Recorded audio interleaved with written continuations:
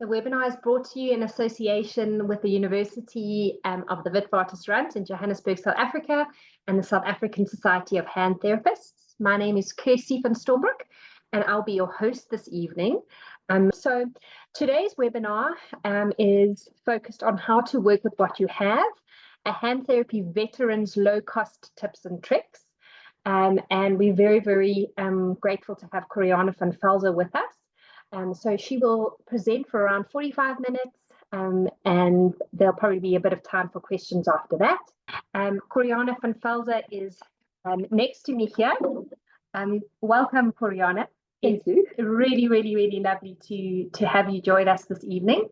And Corianne is fondly known as the mother of hand therapy in South Africa. She obtained her undergraduate OT degree at Stellenbosch University in Cape Town in 1976. That was a little while ago. Before you were born. Yes. And then got her master's degree in 1995. Corianne was a founding member of the South African Society of Hand Therapists and was instrumental in developing the first postgraduate diploma and master's course in hand therapy at the University of Pretoria in 2001. She has acted as a consultant on hand injuries in the United Kingdom, Namibia, and Turkey, and has lectured in over 20 countries. Corianne has served on the International Federation of Societies of Hand Therapists from 1989 to 2007, serving as the IFSHT president from 1998 to 2001. Corianne has authored numerous scientific articles, books, and teaching resources, and has worked in both the public and private sector in South Africa. Corianne continues to run a private practice in which we are currently sitting here in Pretoria, while keeping up with her hobbies and many interests. Corianne, thank you so much for being with us today and for being willing to share your expertise. Let's just get your presentation shared, and then I'll hand over to you.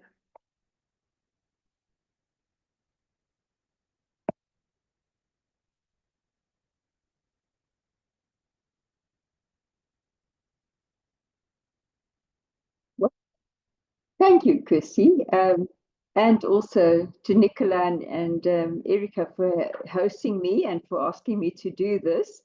I must say I'm very impressed with the numbers of people who've registered from all over the world, and that is truly a wonderful experience. And thank you for everything, and that you've made it possible for me to do this. So one of my things about why I've been asked to talk about low-tech therapeutic tools and activities, or as the actual thing was said, use what you've got, is you don't really need the most high-tech things that you need, that you think you need. You can do quite a lot with less. And I think in very much in the under-resourced areas, it is actually a wonderful idea that you don't need to have the latest high-tech thing. But it is important that you know what to do and where to look for things.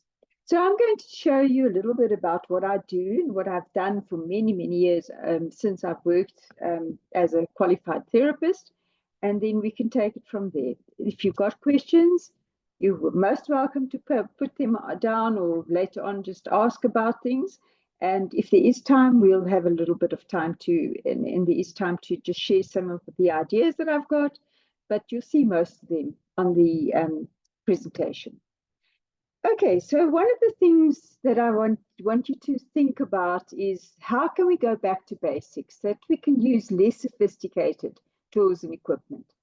And I want you to think about unusual and less expensive methods of treatment, because we really need to do as much as we can with a little less that we've got. And mostly that is because we just don't have the resources. I think as a therapist, as an occupational therapist, that functional activities are still extremely important. And I think we must try and also make sure that they're fun. So take that fun out of functional, and then we get a really good way of working. Okay, so participation in meaningful activities is like the backbone of occupational therapy, and especially in the time that I was trained. And I think it is probably something that is being lost a little bit, and we are losing the core of occupational therapy because people just find it too difficult to think about functional activity, and therefore they just quickly give some exercises. But I think there's a very important thing that activity and activity participation really makes a very, very big difference in the actual outcome and the result of therapy. It's also quite good to think a little bit creatively, because sometimes creativity is really what the patient needs. I use a lot of games and adaptations, and we must never forget the competition element among people, so 2 or 3 patients together, or even just competing with yourself. And I think that's something that can actually be something that spurs people on.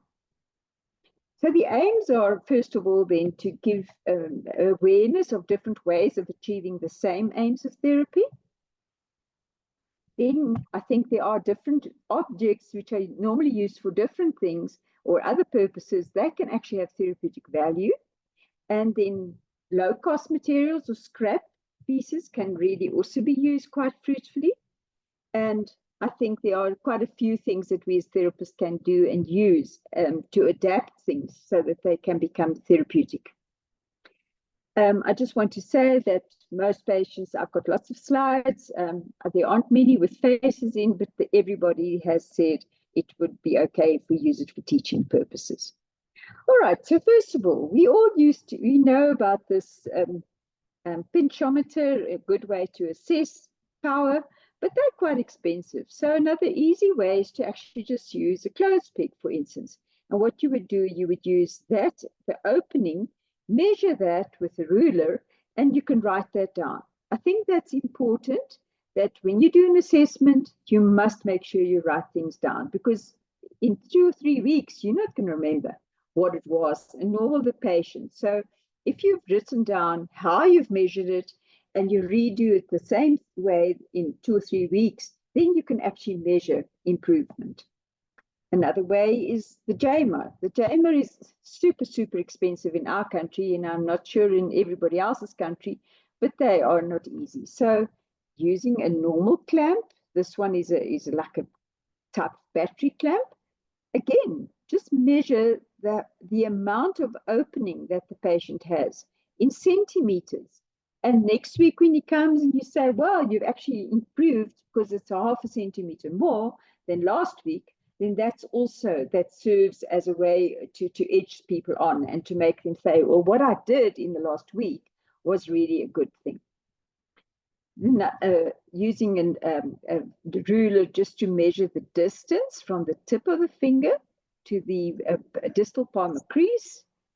And okay, using the distance between, if you measure on this side, from the nail to the table, then you will know what the active extension, full extension is of the patient, and that will help as well. All right, a volumeter.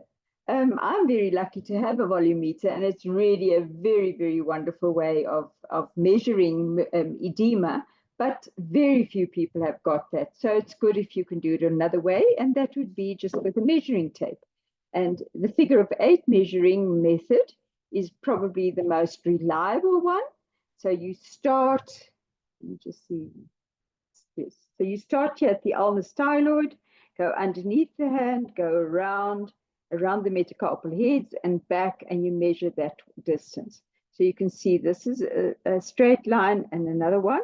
And then again, if you write it down nicely, then at least you will know there is improvement or there isn't improvement.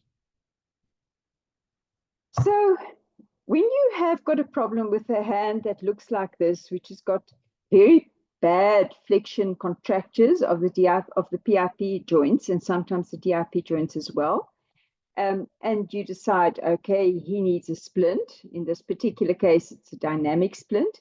How do we really know when there's improvement? We need to do something for that. So basically, if we want to just try and measure, you measure and you think, oh, it is much better. But we actually must make sure that the proximal joints, so the MP joint as well as the wrist joint, they are always in the same position, because if they aren't, it's very easy to change the position of the wrist, and that will have a direct effect on the amount of extension, passive extension. So what you can do here is just use a board. We've just drilled a lot of holes in it, and what you can't see on the screen, unfortunately, are all the numbers. Every hole has been numbered. And then you position the patient's hand by putting these dowel sticks in, write down where they are, and then when you measure using your goniometer, which I don't think any hand therapist can go without. It's a small, good finger goniometer. And if you redo it in 2 or 3 weeks' time, you put the same dowel sticks in, the position of the proximal joints, the wrist and the MP joints, will be the same. And you will always have a reliable measurement. And that's something that I think we need to do, because if we don't have that, then we might as well not measure and assess. Okay, so now some just interesting things to do to make it fun to do. The first one here is just a lumbrical grip improver. So that's just using it like that. It's basically 2 pieces of scrap splinting material with an elastic between the two, and you can pull them and do sort of that. But a nicer way, which has got a little bit more, is what we in South Africa call a woerwoer. And that's scraps of splinting material on either side and some thread that you put through the 2 scraps, and a nice big button in the middle there. And then by pulling on that, you actually get this thing to move, and it makes a specific sound. If there is time later, I will show you how that works in person. But this is one. Here is one of my patients busy doing that. So here he's just doing the ordinary one, pulling and just holding, which is still a good activity. But this one is much more fun. You can see in his face that he's actually quite enjoying it.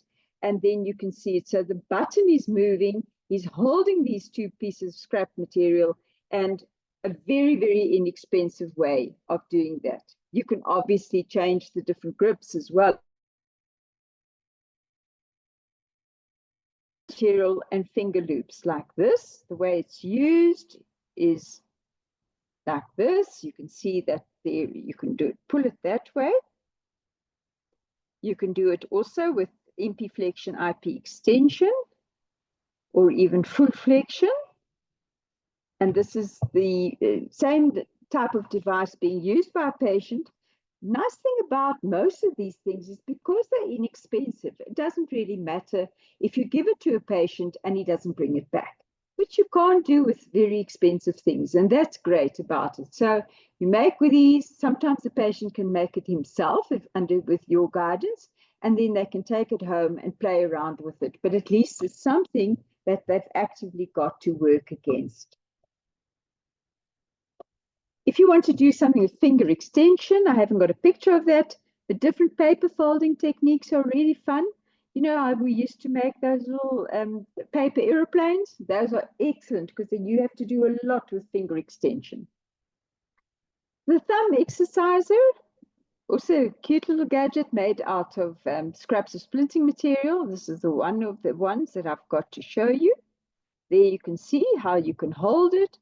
The thumb is actually presses down on this finger sling, and if you look carefully, you can analyze that the opponent's pollicis is actually being used quite well here. There you can see it from the side. And it's very good to see that this muscle here is actually bulging. Oops, let me find it. There it is. There. So that's bulging. So you can see it's an opponent's. Again, the patient, same one you saw just now, using it and also gaining a lot more because he's got it. He can put it in his pocket and he can walk around with it and he can do whatever he wants with it, but he's using it. Here, what I've added are small little hooks so you can actually change the resistance. So either you make it easy by putting the loops in the first hook, or you make it more difficult by putting it at the bottom there, and that gives you more resistance. So they're quite adaptable. This is an FPL gadget for crafts. So this is something that you could use Our aircraft are quite busy tonight. So you could use that. Basically what it is, and I'll show you pictures in a minute, but it's using like a little gadget with paint, and you can make patterns on black paper. It just works very nicely on black paper. So you can make, as you can see, these are different cards that you can make. How does it made? Let me show you. Basically, it's a piece of PVC pipe, a dowel stick that you've hammered a nail in, and you need a piece of scrap splinting material. And if you put them around, this is the way you have to check. I can show you later on what the real thing looks like. But basically what's going to happen is you're going to give it to your patient. And here you can see by flexing your IP joint, you're going to push this down. Here you can see more. And then the little nail comes out at the bottom there. And the nail is dipped in paint. And then you can actually make a pattern on some black object. If you don't want to use it, but you want to use the activity, you can do the same thing, but then you would actually just use something like a cork. But the same idea, using something to make very fine things is very good for coordination. Sorry, I'm going to go one back. And if you don't want to do just black cards, I've also just painted the lids of jam jars and decorated those. And they're really just a nice gift to make. So again, a bit of creativity will actually stimulate patients quite a lot. Escargot tongs, for very few South Africans, I think, will know about these. But these are gadgets used to hold the cooked snails when you're wanting to eat snails in a restaurant. I think more people overseas will know and be aware of these, but definitely in South Africa, it's not that common. Most of mine I've also bought overseas. So basically, they are different sizes. They've got different resistances. And here you can see just a funny picture to show you with what holding the shell. And how do you use it? So this particular one, you can use by squeezing it, you open the edge end points, you can open them up, and you can either then pick up something. This is a commercial game with nice round balls, so you have to hold it quite tightly. But what is great about it again is resistance can be adjusted as necessary. If you only have somebody who can only do a little movement, these are a very small movement. The movement that they can do, open it up, is very small. You use small game pieces. Very easy. We all know how to grade. If you've got somebody who really can press harder, but he's not got such a lot of force yet, then you can use larger game pieces. And maybe you can see this. What are these? They're doorknobs that we've painted in a color, and we use it in a game. Different spring-loaded clamps are available all over. This is the battery clamp. I've just put handles on here made out of splinting material because I'm an OT. I've got that. So I've just put some scraps of splinting material on these, and different sizes, different resistances. Again, use them in games. There you can see. Or you can hold it in a different way. And then the size is determined by what is the challenge for the patient. Because if the patient is not challenged, he's really just going to sit and sort of play like that. And we know that that's not effective therapy. Another one, or a smaller one. Okay, now this is a little thing we call Bernal block. Now, Bernal block was designed by Dr. Bernal in the First World War because he wanted something to help patients bend and immobilize certain joints so that they can work harder. And that was long before OT and physio were there. So it was something that the doctors would do, and maybe some nurses or somebody would help. But not everybody's got access to a woodwork or a saw or anything like that. But you can make the same with splinting material. So there's one way of doing it. So it's a piece of splinting material. You've made yourself a little gutter. And those of you that remember your biomechanics, you know that a gutter is quite strong. And if you're holding something like that, then this will not bend because it's got a gutter shape. And everything, all the force is concentrated on the PIP joint, and it's easier to move. There you can see it from the side. You can make a specific one just for the thumb, the same way. These are just examples of different ones. You can modify them. So here is that little wooden block made out of just three layers of splinting material, and you shaped nicely so the fingers fit in. And this one, this kidney block, is used to immobilize the MP of the index finger and the thumb. I can show you that in the next slide. There you can see how that's used. So you can actually use it just to make sure that all the force is not only done by the MP joint. If you really want FTS improvement, then that's what you need to do. You need to hold it, immobilize this joint so that all the forces actually worked, or all the movement comes from the PIP and the DIP joint.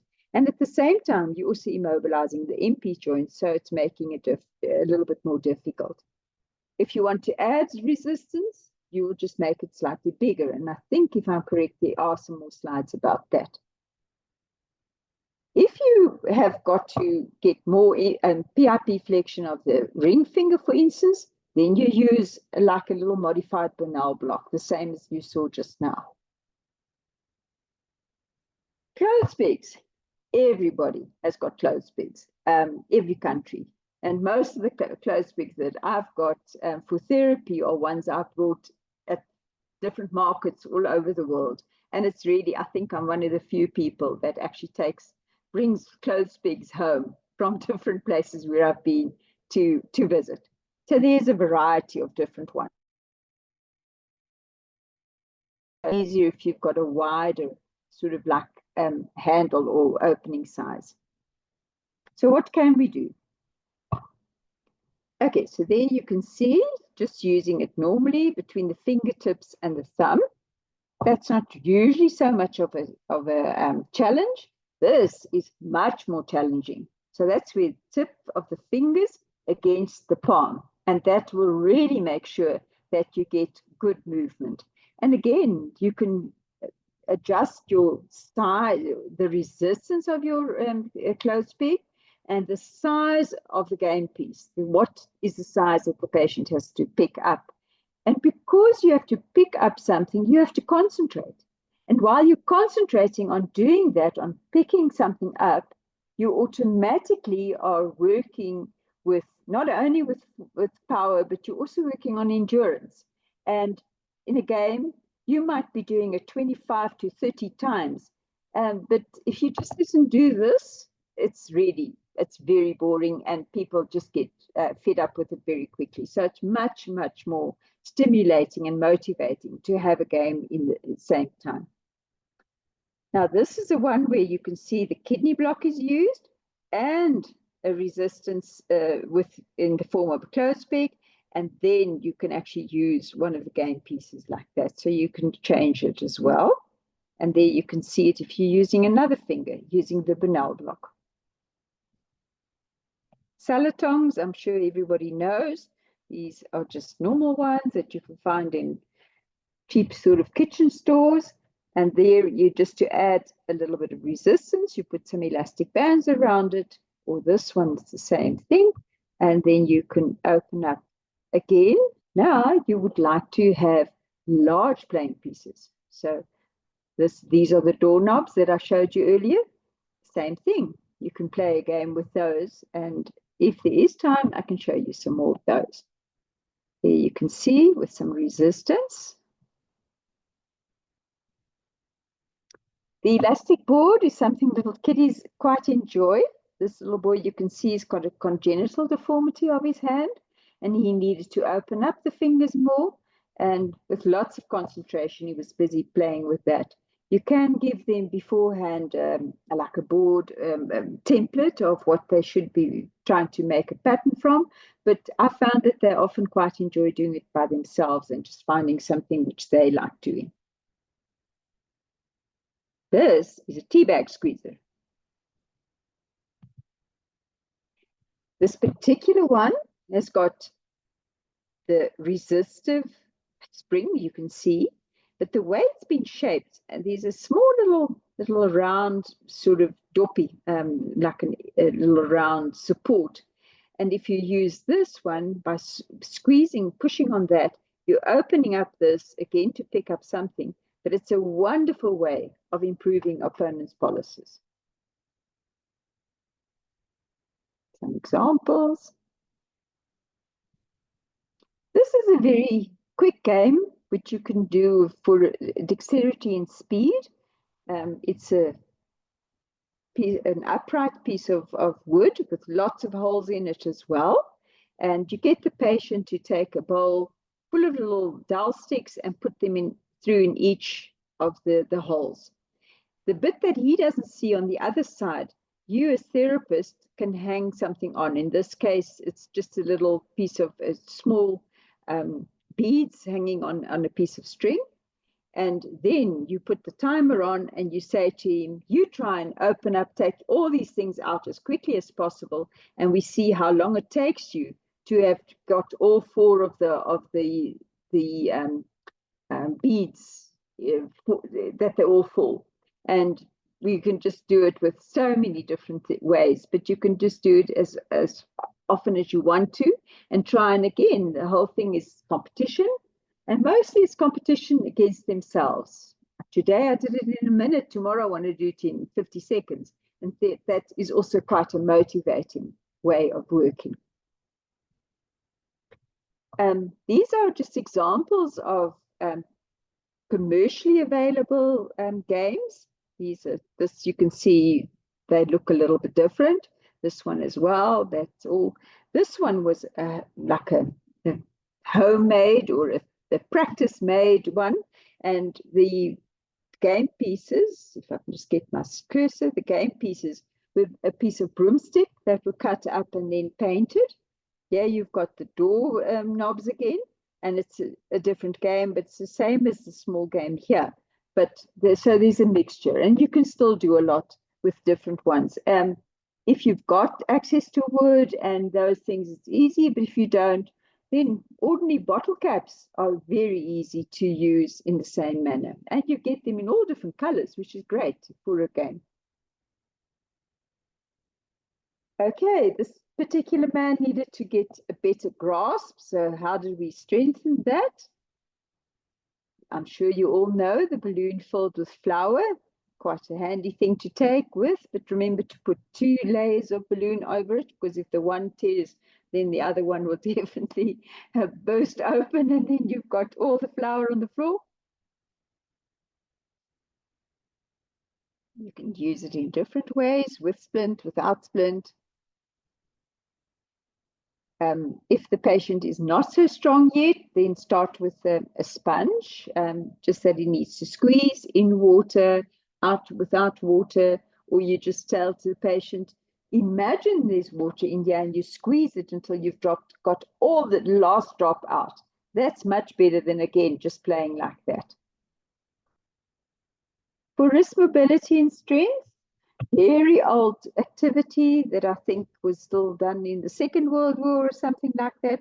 And this is called a weight well. Basically, it's like a rod, and you've got some weight hanging on it, and the hand must roll it up and roll it down.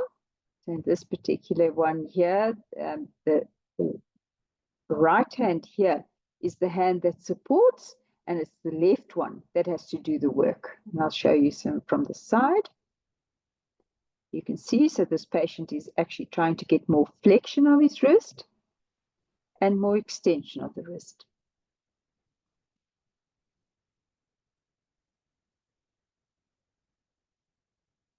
Also, you can see I've just got a bottle, a plastic cold drink bottle filled with water, and it's something that you can give to the patient as well. If you would like to just get some passive stretching, in this particular case for the flexors, is to just put your wrist arm, the arm on some hand rest or on the table itself, it doesn't matter. And then let me go back. Then the patient can just have a plastic bag with a tin of food in it, and that can slowly get you more passive extension. Turning the hand around, you can do the same flexion and actively extending against this resistance. TheraBand, it's probably not so low tech because it's a little bit more expensive, but there's lots you can do with it. And you don't need something else, just the patient's own body. And there he sits with his hand here working on flexion of the wrist, extension. Do remember when you're doing that flexion is always fingers open, extension is fingers closed, so that we get that type of dart throwing action. So flexion, fingers open, and extension, fingers closed. This is a way of getting ulnar deviation. Using it in this way, you're going to get improvement in supination. And when you tie it to a door or anything like that, you can actually get the patient to get more pronation. And you work it out with the patient, they can take a piece home, and they can really do quite a lot. Again, you must just, the way you present it is important. So you say, do it 5 minutes every day, or do it 10 minutes every day, or do it twice or 3 times a day. But just make sure when you're using any activities that you want to give to a patient is that you know what his day program is like, because you can sort of say, do it before you go to work, do it at lunchtime, and then when you get home, do it once more, or do it before you go to bed, so that you can actually relate it to a daily activity. And that makes the way that the patient actually does it much more organized, and that there's something they link it to, which is what you really want. You don't want this haphazard, just, oh, I better remember to do an exercise and then forget about it for 5 hours again. Prone supination. Not everybody can actually have a hammer at home, but you can also just do it with a piece of PVC pipe, the same thing. What I've done now, which this picture doesn't show, is I've actually closed this end with also scrap of splinting material, put 2 or 3 marbles in here, and then close the top end as well. And so now there's an auditive type of movement. So when the patient is doing his prone supination, he can hear the marbles move to the one side and move to the other side. Again, if there's time just now, we'll do it quickly. This is a gadget which is not so easy to take home, but it's also something that you can actually try different ways of using it. Specifically for the wrist and forearm, that's a frame, just a wooden frame, and then I've tied the TheraBand in a specific manner, and there you can see it's threaded through a PVC pipe, a piece of PVC pipe, and there you can do prone supination. There you can see supination.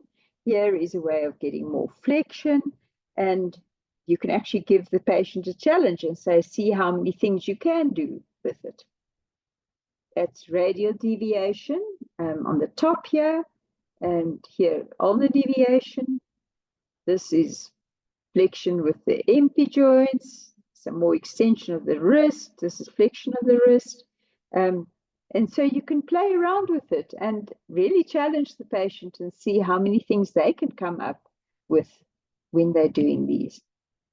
One of my really favorite activities to give to a patient is the Velcro ruler. Basically what it is, it's a ruler, and you stick Velcro hooks onto it, and you use the inner part of like kitchen towel, put some Velcro loops on that and then you get the patient to roll it up and down. Now, this particular one, if he's doing it, you can see he's supinating there. And so he needs to supinate more and more and more to take it from this side to that side. And here he's doing it in pronation. So now he's taking it from the far end closer to the hand. By holding it differently, you can get here, you can see extension of the wrist, and there you can see flexion of the wrist. I'll show you another one. This man was really clever because he started with his prone supination. He is actually in a problem here because he's moving his elbow too far out. We would like it more in. So be careful when you show him that. And there he's doing, so that was flexion extension. Here's prone supination. But then by holding the tube differently, he could also do radial deviation, ulnar deviation. This is also an inexpensive thing that they can take home. And most of my patients actually bring it back. And then I can reuse it for somebody else, or I can just use the ruler and just make a new tube of, this is just the cardboard tube that the kitchen towel comes on. Empty deodorant bottles are really useful, especially for scar massage. Make sure they're empty and they've been cleaned, because otherwise it can be a bit of a sticky story, which is not great. Not everybody likes that, but you can easily wash them, and the balls are really, really handy to get some massage over scars, as you can see in this one. For kiddies, there are different ideas. This is one way. It's just like a little maze, an easy maze that's been sewn on 2 layers of material. And you make sure there's a little bead or 2 in there, and they have to actually push the bead over around to follow the maze to get to that point and go the way back. This one is just an ordinary threading. So these are just elastics that you thread through different buttonholes and get to also different idea there.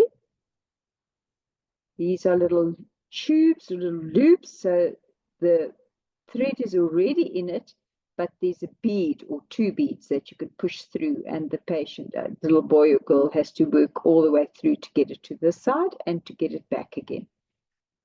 Quite small, fine, fiddly movements, which is good for most of the kiddies. Playing with locks and keys, that's also always very popular. Opening, closing, trying them out. I think that's also a great one for little children. These are just pipe cleaners that you can make little patterns with in a very simple sieve. This is a bit more expensive, but also really great, using magnet bars and small steel balls, and you can make different shapes with it.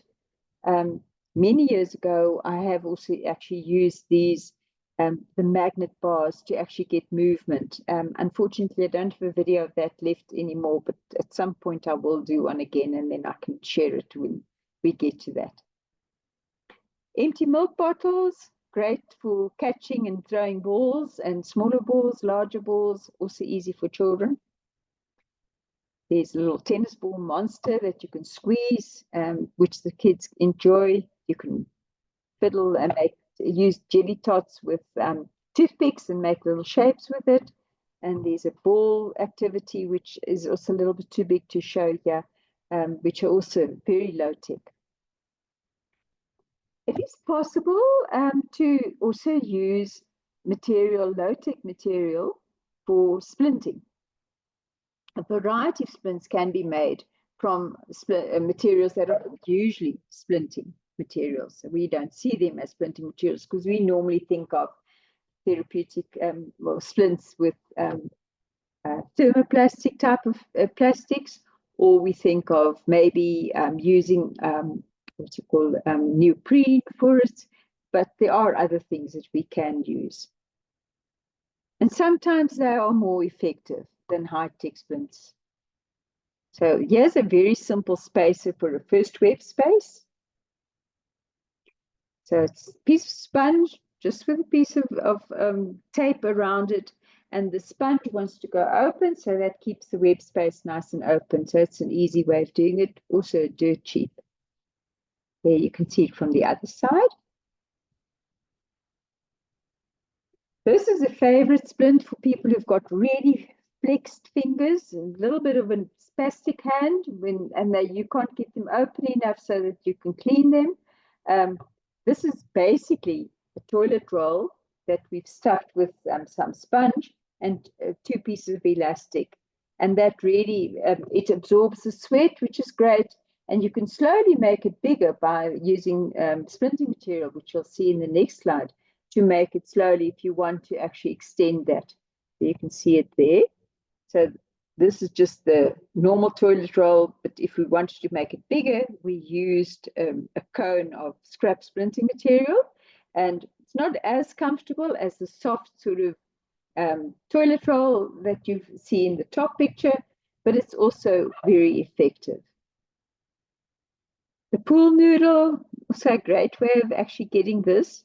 As long as you tape it nicely, then the patient can do quite well. They don't take it off at night because it is comfortable.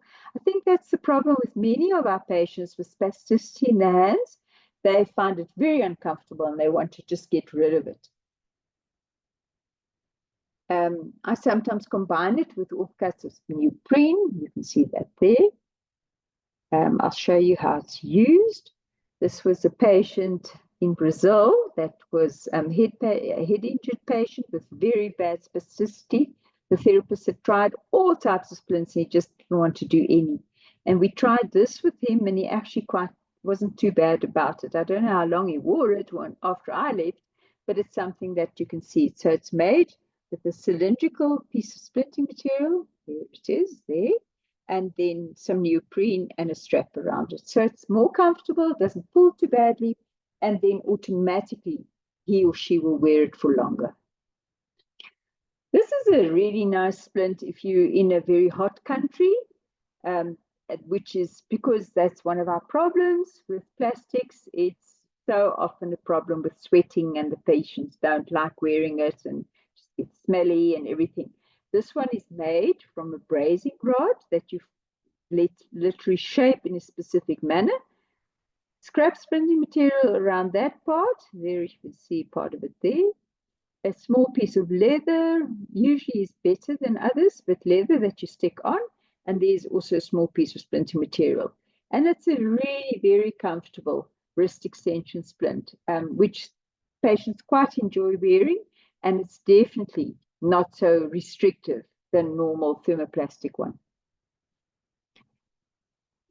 That's sort of the end of my presentation. I'm not sure how well we're doing with the timing, but I'll ask my co-presenter next door. But I hope that this has stimulated you and that you can think a little bit differently when you see different objects, because that really is what makes therapy, hand therapy, so rewarding. Because if you get the patient's participation and motivation, we know that they are going to do better every time. But remember to evaluate, to assess, write down what you've seen so that you've got something to compare it with when he comes back the next time. Because even if you can tell the patient, gee, you've improved with 10 degrees, that's already motivating. And that's what we want. The more we motivate our patients, the better they're going to be doing. So thanks. Thank you so much, Corianne. And I think we might have a few minutes to demonstrate some of your gadgets. But before that, I'd like to pose 2 questions. Someone's asked, would you please explain the supination and pronation with the TheraBand? Okay. Do you want to go ahead and do that? Or? I think we try and we can demonstrate it. It might work. So, do you want me to get some TheraBand for you? Let me get it quickly. It's because we are in my practice, so it's easy enough for me to get it.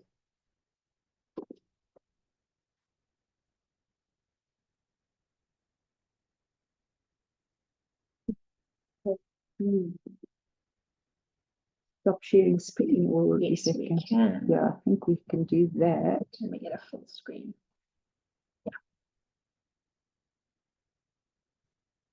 Yeah, we won't see it, but oh, let's look there. Okay, so let me see if I can show you. But basically, you want your elbows flexed and in the sides. All right. Yeah, that's probably, yeah, it's a good idea. All right, so if I'm going to work on supination of my right hand, I will hold it in my left hand. Elbows are flexed like this, and you would work around that way. So I'm going to work against the resistance, hold it for 1, 2, 3, 4, 5, and read back. So that's for supination. Now you want to do pronation, and that's a little bit more difficult. I then take this piece and actually tie it to a door or just a little bit there. I'm giving my end piece to Kirsty, who's sitting right next to me, but this on this side would be a door that or a doorknob or something, and you would hold it in this way, again elbows flexed in your side, and you would now walk this way, and that would give you the pronation. So again, you could take it over, hold it for at least 5 counts, 1, 2, 3, 4, 5, and you relax. So that's how I do pronation and supination with TheraBand. Hope that works. Thank you so much, Corianne. And then if we can ask another question, we have someone who sees quite a few finger amputations of patients who need to return to work in ice-cold environments like a butchery. Do you have any advice on low-cost resources that can help build up their tolerance for the cold? Getting single-use heat packs is too expensive for most of our patients, and reusable ones are not functional for work. That's a big ask. Quite a difficult one. Sometimes it would work if you've got scraps of neoprene that you can make finger socks for them, or like a hand area that you could fit over. You will obviously, again, in a butcher shop, you will need to have a couple that they can be washed and sterilized every time. So that would give you a little bit of cushioning, and because it's some sort of the neoprene is actually good for insulation, that should help to a certain extent. I don't think the heat packs would work because of exactly what you say. But I think that's the thing that I can think of in the beginning now. I'm really not so sure. I might think of other things later, and then I can possibly let Kirsty know, and then we can share it with you. But that's my sort of idea for now. Thank you, Corianne. We have a few more minutes, and I think that perhaps if you wouldn't mind demonstrating a couple of my favorite gadgets. So okay. The one that I quite like is this one. Please, could you show that? Yeah. So is this our FPL exerciser? That's the FPL exerciser. So this has got the PVC pipe. There's elastic. Obviously, the thicker the elastic, the more resistance, but it still has to move in between. So basically, you would hold it, put your thumb there, and then push it down. And you will see this is the bottom part of it. So if I had like a lid here to work on, I would press it on there. Let's see if I can you can see what my thumb does at the same time. So there. I have a patient who tried it today. Actually, one of her pictures was her. She hasn't got a very good range of her thumb, and she was doing it like that, and then automatically this happened to her. So she didn't get the nice little dot on the paper. She did that, and so she got little funny marks on it. But the idea is to actually flex it, hold it, and work on it. You do different things with it like that. So that's the one. Oh, you've got the vurvur. Yeah, so another favorite is the vurvur. If you can maybe just show us how it's composed and how to do it. Okay, so first of all, these are 2 little scraps of splinting material. It's a thick, it's like what you call it, dental floss type of nylon cord, and you thread it through. This one's stuck. Possibly because I was playing with it. Yeah, possibly. If you look on that, the red on the right-hand side, inside that, if you lift the red lid, there should be another one inside there.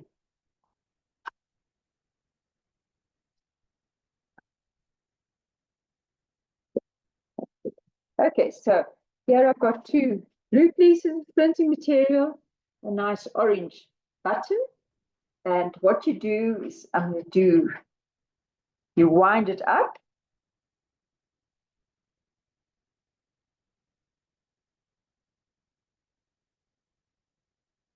and then you will pull like that. So you can do what I'm doing now with the shoulders sort of horizontal, sort of shoulder level, which is quite something, I can tell you. It helps to really work your shoulder muscles. Or you can actually do it closer. I think if you can just move that there. So you can again do it, yes.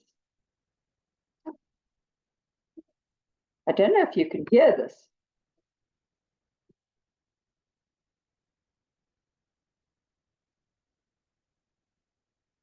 So that's what the wurwur is like. Wonderful. Corianne, we are very close to 8:30, so we want to thank you for sharing these fabulous ideas. They're just so practical. Please, won't you give me just 1 minute to share our closing slides? So, thank you so much for everyone who joined. You will receive the Zoom recording by the end of this week. But if you miss it, if you're too busy to watch it now, the webinar will also be made available on YouTube along with all our other past webinars. And thank you so much for to our presenters for being so generous in sharing their knowledge, open access whenever you need it. Our next webinar will be on brachial plexus injuries and how to build confidence in a confusing situation. So that is our webinar at the beginning of April, and we look forward to seeing you there. Thank you, everybody. Have a good evening. Goodbye, everybody.